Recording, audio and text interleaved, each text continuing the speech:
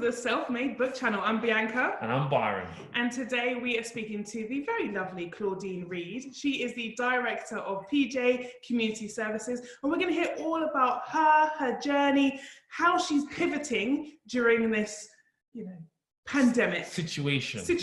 We're going to say situation from now on. And we're going to hear all about that. So Claudine, welcome. Thank you so much, Bianca. Thank you, Byron, for having me on your channel. No, thank you for your time. So let's get straight into this. First of all, tell us who you are, what you do, and how this situation is affecting you and your life at the moment. Right. So I'm Claudine Reid, one of the co-directors of PJ's Community Services. And for the last 25 years, along with my husband, who is the founding director, we've been running a social enterprise. We provide care services to older people who are housebound and physically frail. We provide support staff in different units. So, for example, mother and baby units, mental health units, children's homes. So our whole ethos is really about care and support in the community. As you know, look, we've been doing this for 25 years. So in that 25-year period, there have been lots of other things that have come out in terms of the businesses that we've run. We renovated a derelict warehouse and turned it into a community hub. I also provide leadership development and personal development training to a cross-section of organizations. So with that backdrop of experience, you asked Byron about how we've been navigating, how we've been able to pivot this situation. I guess my experience really has to go back to, where are we? Probably around about November. I really feel that I was probably preparing for the current situation since November, because on a personal level, I was dealing with some major health challenges. So I was diagnosed with breast cancer. Thankfully, we're making progress in the right direction. But when I found that out, I began to put measures in place to minimize my impact and to minimize my need to be in the business. So by the time we arrive in the height of the COVID situation, I almost feel that me being off sick and putting measures in place to help my staff to navigate whatever situation COVID presented, I feel like we had kind of done that preparation. So when I was able to go back to the office, like, right guys, we've already put this in place. Now all we need to do is make sure we hold on even tighter and steer the reins of the ship and not let it have you can't say not let it have an impact, but minimize the impact that it could potentially have. Absolutely. I'm sorry to hear about your diagnosis, and I'm pleased you're feeling better now. But I can imagine, like you said, you were putting the wheels in motion. And often entrepreneurs don't do that. They don't take themselves outside of the business and think, how would this business survive without me? But you being in the care sector means you're probably even more, in a challenging situation with COVID-19. So how have you had to, frontline solutions, right, isn't it? Interestingly, so, and let me just backtrack a moment. I think it's really important for entrepreneurs to maintain balance, right? So we're in a COVID-19 situation, but that doesn't minimize the personal issues that you have as an individual. And I think that's why it's important. And it's one of the key messages that I've been sharing with some of my mentees, with my staff, that life is still happening, right? We still have our own personal issues and family situations that we have to navigate. And life still happens. But as an entrepreneur, I think there is a greater level of responsibility that I have to take, because, I've got my own personal stuff to deal with, but actually I've got X amount of people on my payroll that I'm responsible for. So in the care sector, thankfully, things have been going in the right direction for us. And we're managing the pressure of now having to recruit staff in a COVID-19 situation. Training staff in a COVID-19 situation. And because the local authorities, who are some of our contractors who we are working with, they've heightened the amount of regulation that's in place, rightly so, having to put those systems in place to make sure that we can respond appropriately, still deliver care, but now I'm training my staff on how to deliver care in the most challenging situation. It's already hard without COVID-19, right? You're already battling with the will of individuals, people already confined to their homes in certain circumstances, and they're not happy about it. Now you are, whether you're happy about this or not, there is nothing that we can do about this, but trying to make sure our staff are best prepared to navigate and deal with those situations. We're learning as we go along, right? There's no prescribed set of rules. These 5 key points, do this and everything will be okay. It's really not like that. So we are learning as we go along, doing the best that we can, learning from other international models, learning from other people who are in the same space as us and making significant steps. But it's also about that collaboration. So let's look at what's going well for us and share it, what's not going so well for us and share it, and see how we can navigate the space together. What has been, I guess, your biggest lesson during all of this, the C word, I'm going to call it? My biggest lesson, Byron, has been about the success being in the preparation.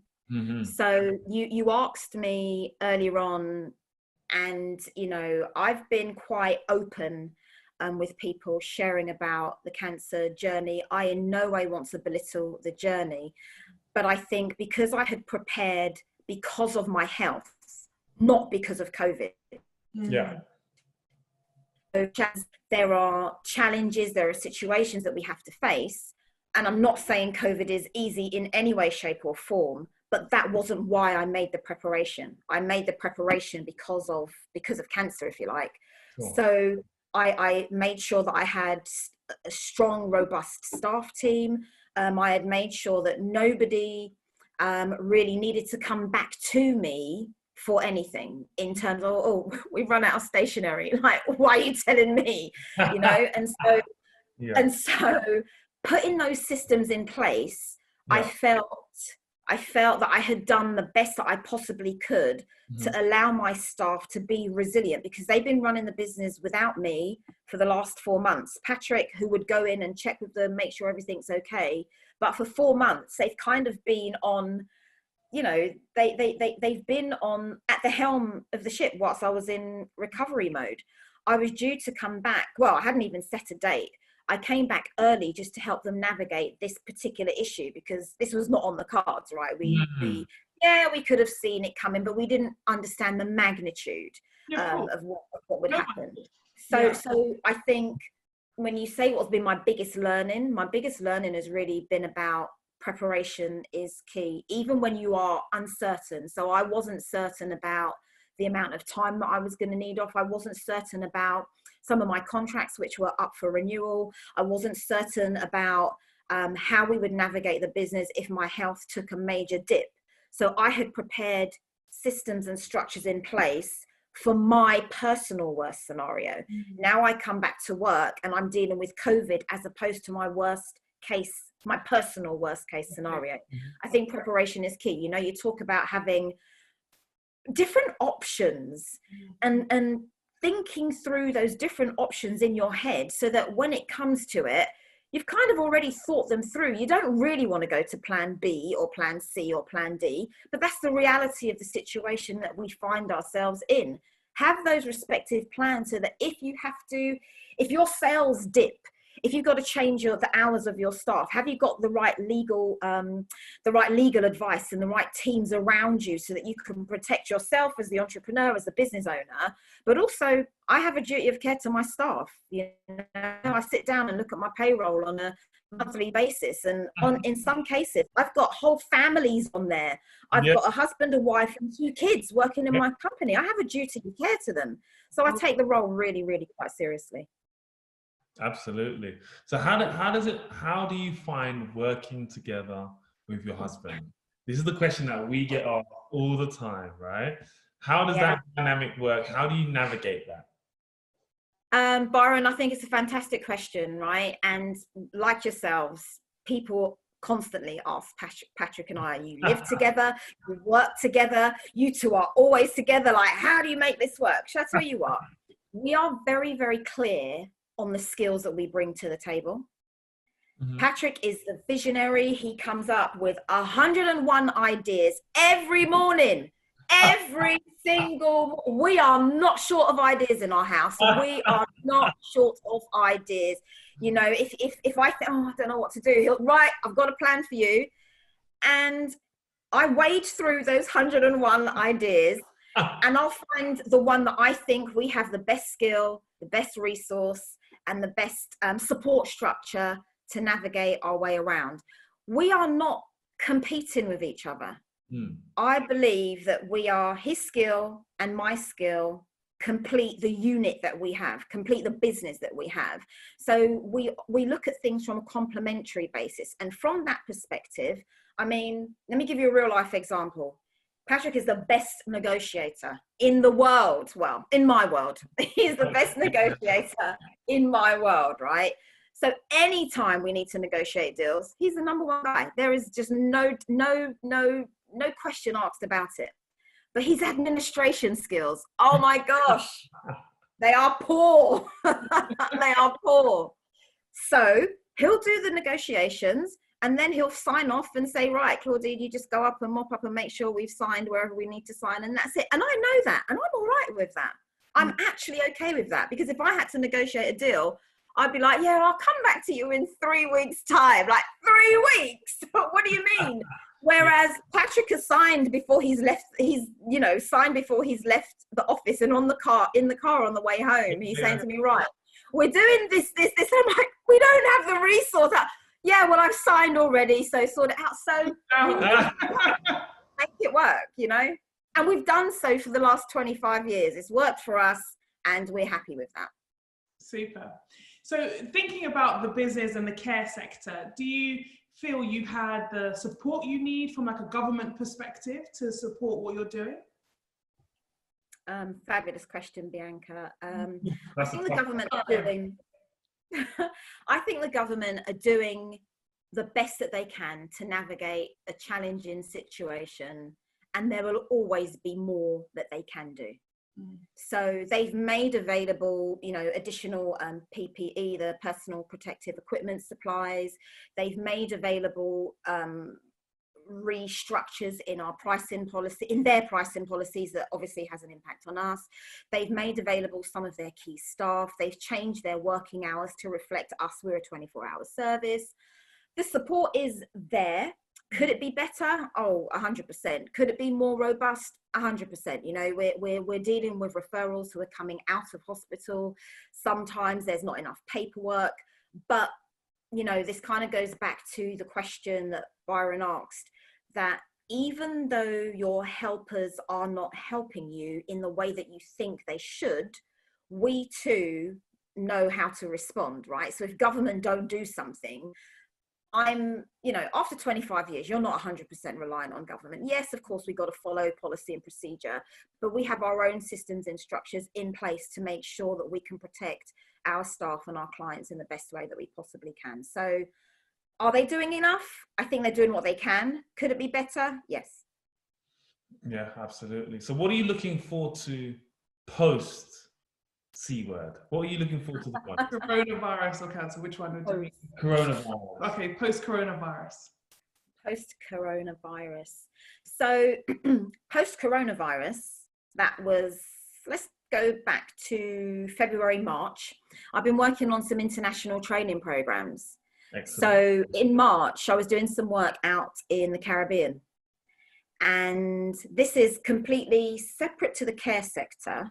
Mm-hmm. But now that coronavirus has kind of positioned itself in the middle of all of our plans, right?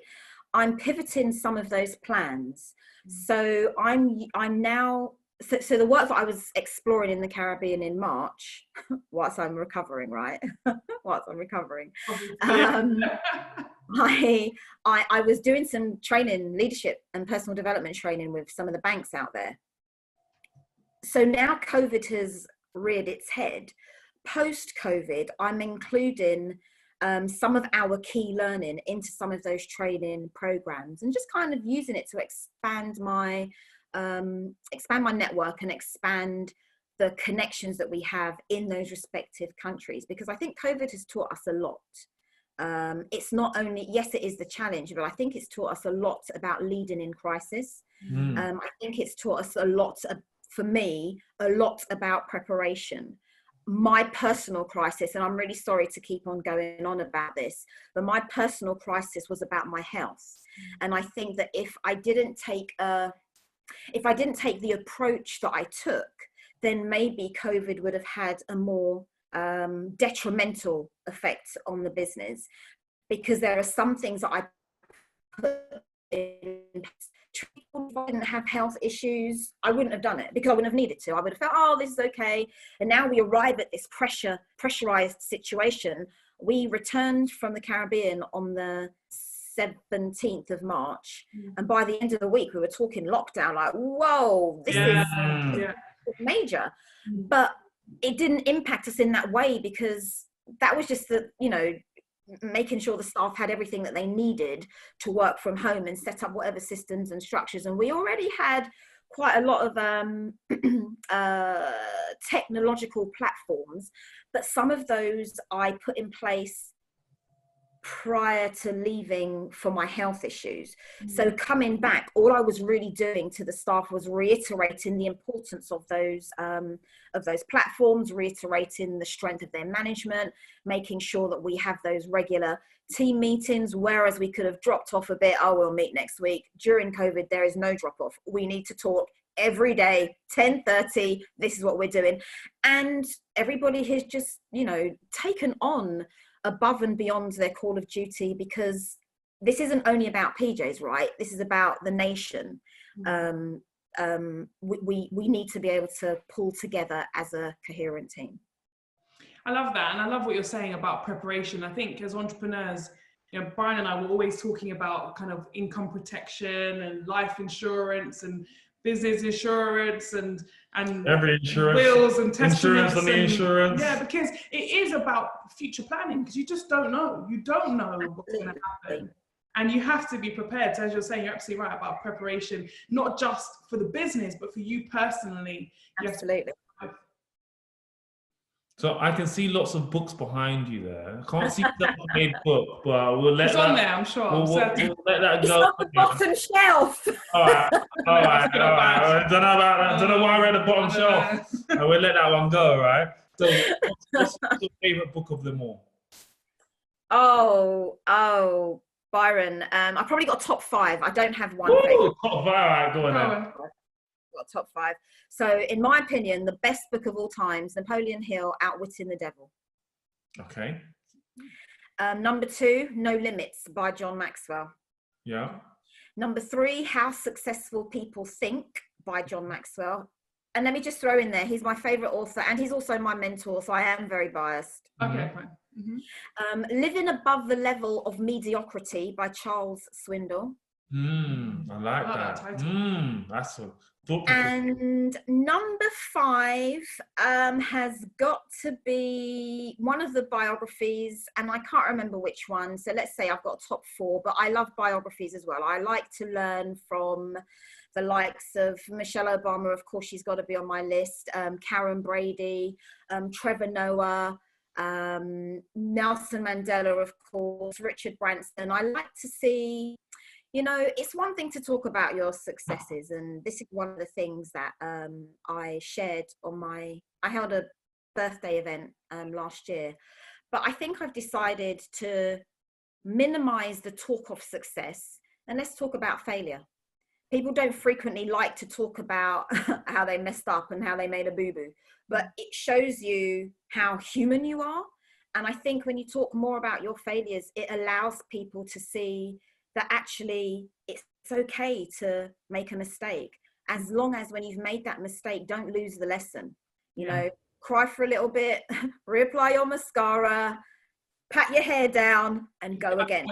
There you go, Byron. and go again. And I think those things are really, really important. I like to learn from them. So over the last probably 12 months, and more so lately because of my change in situation, I've really taken it upon myself to start talking more about failures, to allow people to see, because, look at both of you, people who look at you think that you're born like this, think that you haven't worked. Like, what do you mean?